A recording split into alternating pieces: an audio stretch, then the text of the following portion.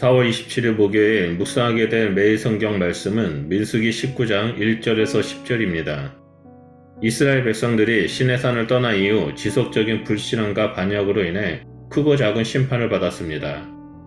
결국엔 하나님의 심판으로 인하여 연병이 왔고 무려 14,700명이 죽었습니다. 죽음에 대한 공포를 극복하는 길은 이미 제시되었지만 어떤 절차를 따라 시행되는지는 아직 분명하게 드러나지 않았기 때문에 19장은 그 절차를 알려줍니다. 이런 가정은 민수기 19장 본문이 시내산을 떠난 이후 나타난 모든 사건의 최종적인 결론에 해당됨을 알 수 있습니다. 사람은 살면서 필연적으로 죽음과 접촉하게 되고 여러 종류의 부정에 노출될 수밖에 없습니다.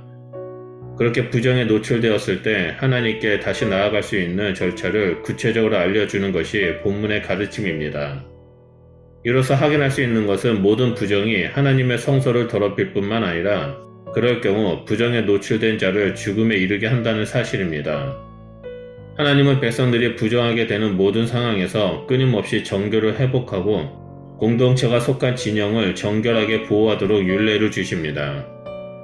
정결을 회복하기 위한 절차는 여호와 하나님의 명령으로 시작됩니다. 본문은 그것을 법의 율례라고 부릅니다. 이 표현은 10절에 나오는 영원한 율례와 숨이 상관을 이룹니다. 하나님께서 명하신 절차는 다음과 같습니다. 먼저 붉은 암송이는 온전하고 흠이 없고 아직 멍에 맨 적이 없어야 합니다. 멍에를 매지 않았다는 말은 이 암송아지가 아직 일터에 나가 일한 적이 없다는 것이며 거룩하게 사용되어야 할 짐승이기에 세상적인 일에 부린 적이 없다는 뜻입니다. 또한 붉은색은 진한 갈색을 말합니다. 이스라엘 자손이 붉은 암송아지를 제사장 엘르아살에게 가져오면 엘르아살은 붉은 암송아지를 진영 밖으로 이끌어 가도록 하고 그곳에서 자신의 보는 앞에서 암송아지를 잡도록 합니다. 이후 엘르아살이 암송아지의 피를 찢고 그 피를 회막 앞을 향하여 7번 뿌리고 자신이 보는 앞에서 암송아지를 불사르게 해야 합니다. 이렇게 붉은 암송아지를 태우는 절차에서 가장 두드러지는 것은 7번 뿌린 피를 제외한 모든 피도 짐승의 가죽, 고기, 똥 등과 함께 불태워야 한다는 점입니다. 태우고 난 후 남은 재가 정결케 하는 역할을 합니다. 그 이유는 그 재에 붉은 암송아지의 피도 포함되어 있기 때문입니다. 정결하게 함의 핵심이 바로 피에 있음을 입증한 것입니다.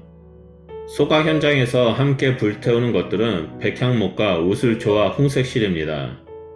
여기서 언급된 세 종류의 물품은 종종 성경의 다른 곳과 고대 근동 전통에서도 정결 예식을 위해 사용되곤 했습니다.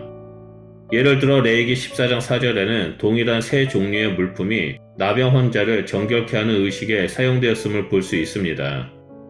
붉은 암송아지를 불사르고 거기에 정결하게 하는 식물을 넣어서 재를 만들고 깨끗한 물에 풀어 정결수를 만드는 것은 부정한 사람을 깨끗게 하기 위함입니다. 하지만 역설적이게도 그 정결수를 만드는 일에 동참하는 모든 사람은 부정하게 됩니다. 그렇기 때문에 이어서 나오는 내용에서는 정결수를 만드는 동참한 사람들의 정결과 회복 절차가 소개됩니다. 정결수를 만드는데 동참한 사람들은 모두 자신의 옷을 빨고 물로 몸을 씻은 후 진영 밖에서 대기하다가 저녁이 된 이후에 진영 안으로 들어올 수 있었습니다. 본문은 이제 붉은 암송아지로 만든 정결수를 보관하는 방법을 소개합니다.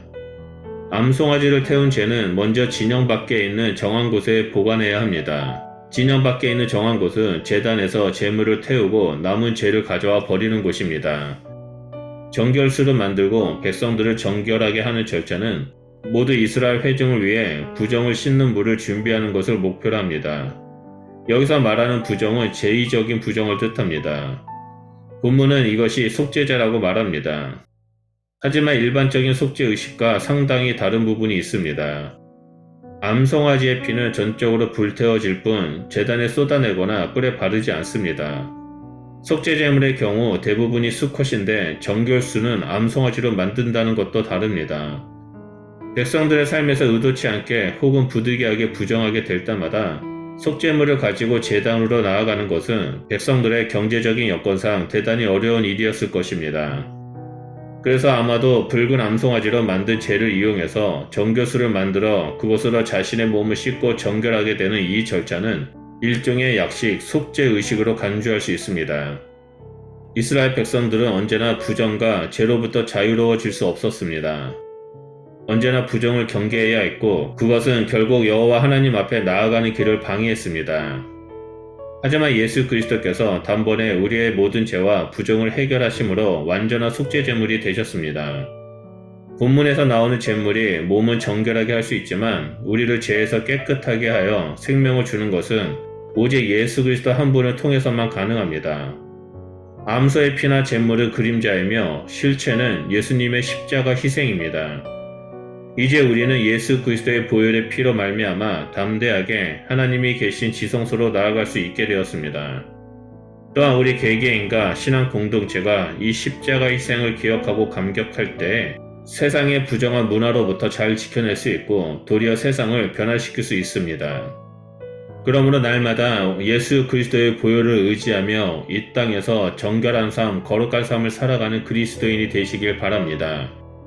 우리의 거룩한 삶을 통해서 세상은 변화될 것이고 잃어버린 영혼들은 하나님 앞에 돌아오게 될 것입니다. 기도하겠습니다. 하나님, 우리를 단번에 모든 죄와 부정을 해결하시고 완전한 속죄를 이루시기 위하여 이 땅에 예수 그리스도를 보내주셔서 감사드립니다. 우리가 예수 그리스도의 보혈로 말미암아 정결하게 되고 하나님의 거룩한 백성, 하나님의 자녀가 되었음을 고백드립니다. 하나님, 우리의 삶을 통해 영광 받아주시고 우리가 예수 그리스도의 보혈에 의지하며 이 땅에서 믿음의 길을 걸어갈 때 우리를 통해 예수 그리스도의 형상이 드러날 수 있도록 함께하여 주시옵소서. 그래서 오직 하나님 나라와 그 의가 확장되는 일들이 우리의 삶을 통해 나타날 수 있도록 이루어 주시옵소서. 감사드리며 예수 그리스도 이름으로 기도드립니다. 아멘.